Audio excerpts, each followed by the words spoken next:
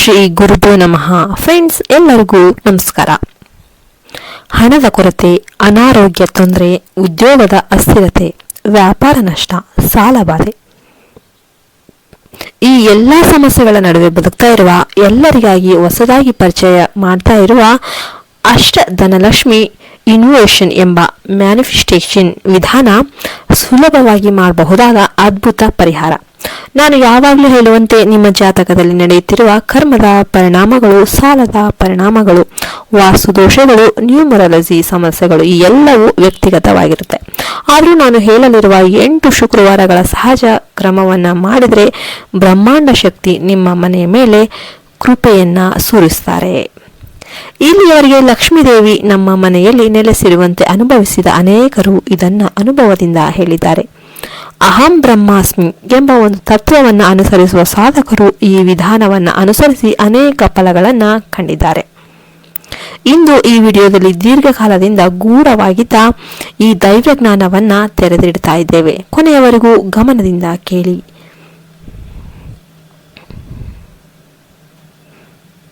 ಪ್ರತಿಯೊಬ್ಬರ ಜಾತಕ, ವಾಸ್ತು, ಕರ್ಮ ಫಲಗಳು ತಲಾ ಬೇರೆ ಬೇರೆಯಾಗಿರುತ್ತೆ. ಆದರೆ ಎಲ್ಲರಿಗೂ ಅಷ್ಟಲಕ್ಷ್ಮಿಗಳ ಆಶೀರ್ವಾದ ಲಭ್ಯವಾಗುವ ಸಾಮರ್ಥ್ಯ ಇದೆ. ಮಾನವ ಜನ್ಮ ಪಡೆದ ಪ್ರತಿಯೊಬ್ಬರಲ್ಲೂ ಅಷ್ಟಲಕ್ಷ್ಮಿ ಅನುಗ್ರಹವನ್ನು ಆಕರ್ಷಿಸುವ ಶಕ್ತಿ ಇರುತ್ತೆ. ಸಮಸ್ಯೆಗಳು ಒಂದರಿಂದ ಮತ್ತೊಂದು ಬದಲಾಗಬಹುದು, ಆದರೆ ಸಾಧನೆಯು ಎಲ್ಲರಿಗೂ ಒಂದೇ ಆಗಿರುತ್ತೆ.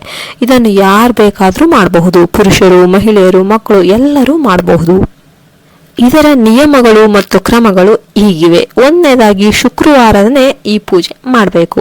ಎರಡನೇದಾಗಿ ಒಟ್ಟು 8 ಶುಕ್ರವಾರಗಳು ಮಾಡಲೇಬೇಕು, ಮಿಸ್ ಮಾಡೋ ಹಾಗಿಲ್ಲ. ಏಕೆಂದರೆ ಅಷ್ಟಲಕ್ಷ್ಮಿ ಅಂದರೆ 8 ರೂಪ.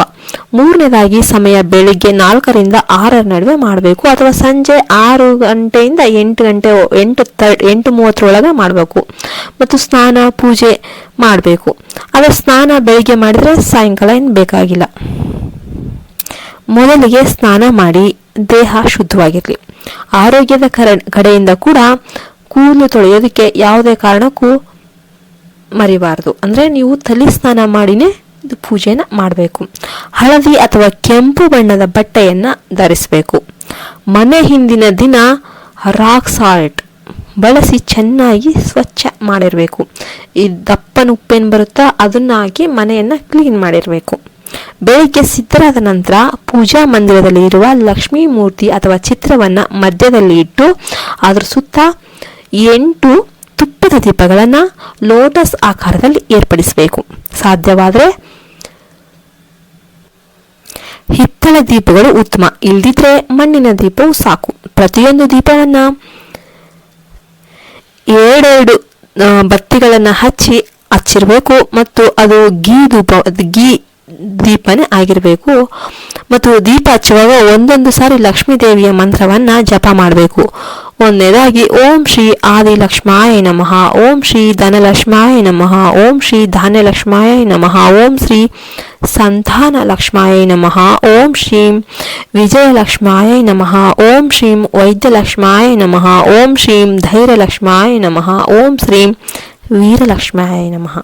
ಮಂತ್ರ ಜಪ ಮಾಡಲು ಸಾಧ್ಯ ಇಲ್ಲದೇ ಇರೋರು ಕನಿಷ್ಠ ದೇವಿಯ ಹೆಸರುಗಳನ್ನು ಪಠನೆ ಮಾಡಿದ್ರು ಸಾಕು. ಏನೂ ಆಗದೇ ಇಲ್ಲ ಅಂತ ನಮ್ಮ ಕೈಯಲ್ಲಿ ಏನೂ ಆಗೋದಿಲ್ಲ ಅಂದರೆ ಜಸ್ಟ್ ಓಂ ಶ್ರೀಂ ಶ್ರೀಂ ಎಂಬ ಒಂದು ಬೀಜ ಮಂತ್ರವಾದರೂ ಉಚ್ಚರಿಸಬಹುದು. ನಂತರ ಮಧ್ಯಾಹ್ನ ಲಕ್ಷ್ಮೀ ಪಟಕ್ಕೆ ಹಳದಿ ಕುಂಕುಮ ಹೂಗಳನ್ನು ಅರ್ಪಣೆ ಮಾಡಿ ಸ್ವಲ್ಪ ಸಿಹಿ ಅಥವಾ ಹಣ್ಣು ಅಥವಾ ಹಾಲಿನ ತಯಾರಿ ನೈವೇದ್ಯವನ್ನ ಮಾಡಬೇಕು. ಇದೆಲ್ಲ ಮಾಡಿ ಜೊತೆಗೆ ಒಂದು ತಾಮ್ರದ ಗ್ಲಾಸಲ್ಲಿ ಸ್ವಲ್ಪ ನೀರು ತುಂಬಿ ಅದರಲ್ಲಿ ಒಂದು ಚಿನ್ನ ಅಥವಾ ಬೆಳ್ಳಿಯ ನಾಣ್ಯ ಅಥವಾ 5 ರೂಪಾಯಿ 10 ರೂಪಾಯಿ ನಾಣ್ಯವನ್ನ ಇಡಬೇಕು. ಪೂಜೆ ಮುಗಿದ ನಂತರ ಆ ನೀರನ್ನ ಸ್ವಲ್ಪ ಮನೆಯಲ್ಲಿ ಸಿಂಪಡಿಸಿ ಉಳಿದ ನೀರನ್ನ ತೋಟದ ಸಸ್ಯಗಳಿಗೆ ಹಾಕಬಹುದು. ಗ್ಲಾಸ್ನಲ್ಲಿದ್ದ ನಾಣ್ಯವನ್ನ ಮನೆಯ ಲಾಕರ್ ಅಥವಾ ಪರ್ಸ್ನಲ್ಲಿ ಇಟ್ಕೊಳ್ಬೇಕು. ಕೆಲವು ದಿನಗಳ ಬಳಿಕ ಅದನ್ನ ಬಳಕೆ ಮಾಡಬಹುದು.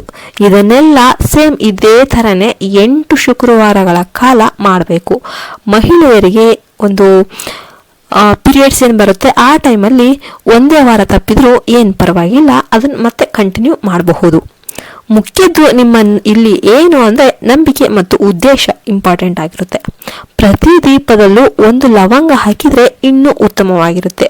ಮಧ್ಯದಲ್ಲಿ ಹಣ್ಣು, ಕುಂಕುಮ, ಅರಿಶಿನ ಇಟ್ಟು ಹಳದಿ ಸಾಸಿವೆ ಸೇರಿದಂತೆ ಇವೆಲ್ಲವನ್ನು ಇಟ್ಟು ಪೂಜೆ ಮಾಡಬೇಕು. ಇನ್ನು ನಿಮ್ಮ ಮನೆಯಲ್ಲಿ ಕಾಪರ್ ನಾಣ್ಯಗಳಿದ್ರೂ ಕೂಡ ಹಳೆ ನಾಣ್ಯಗಳು ಅವು ಇಟ್ಟು ಪೂಜೆ ಮಾಡ್ಬೋದು. ಅದರಿಂದ ಆರ್ಥಿಕ ಸ್ಥಿತಿ ಇನ್ನೂ ಚೆನ್ನಾಗಿ ಸುಧಾರಿಸುತ್ತೆ. ಯಾವ ಜಾತಕದಲ್ಲಾದರೂ ದೋಷ ಇದ್ರೂ, ಪರಿಸ್ಥಿತಿ ಎಷ್ಟೇ ಕೆಟ್ಟದಾಗಿದ್ರೂ ಕೂಡ ಈ 8 ಶುಕ್ರವಾರಗಳ ಸಾಧನೆ ಸಂಪೂರ್ಣ ಅಷ್ಟಲಕ್ಷ್ಮಿ ಐಶ್ವರ್ಯ ಒಂದು ಆಶೀರ್ವಾದವನ್ನು ನೀಡುತ್ತೆ ಅಂತ ಅನೇಕರು ಅನುಭವಿಸಿದ್ದಾರೆ ಮತ್ತು ನಂಬಿದ್ದಾರೆ.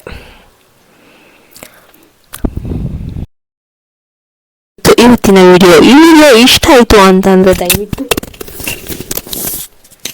ಒಂದು ಲೈಕ್ ಮಾಡಿ, ಶೇರ್ ಮಾಡಿ, ಸಬ್ಸ್ಕ್ರೈಬ್ ಮಾಡಿ. ನೀವು ಒಂದು ಲೈಕ್ ಮಾಡೋದ್ರಿಂದ ಜಾಸ್ತಿ ಜನಕ್ಕೆ ಈ ವಿಡಿಯೋ ರೀಚ್ ಆಗುತ್ತೆ. ಮತ್ತೆ ಇನ್ನೇನಿಲ್ಲ, ಅಲ್ಲಿವರೆಗೂ ನಮಸ್ಕಾರ. ಜೈ ಹಿಂದ್, ಜೈ ಭಾರತ್. ಮತ್ತೆ ಇನ್ನೊಂದು ವಿಡಿಯೋದಲ್ಲಿ ಸಿಗೋಣ. ಅಲ್ಲಿಯವರೆಗೆ ನಮಸ್ಕಾರ. ಜೈ ಹಿಂದ್, ಜೈ ಭಾರತ್. ಮತ್ತೆ ಹರಿ ಓಂ ತತ್ಸತ್. ಸರ್ವೇ ಜನೋ ಸುಖಿನೋ ಭವಂತು. ಎಲ್ಲರೂ ಓಂ ಶ್ರೀಮನ್ ಲಕ್ಷ್ಮೀನಾರಾಯಣಾಯ ನಮಃ ಅಂತ ಕಮೆಂಟ್ ಮಾಡಿ.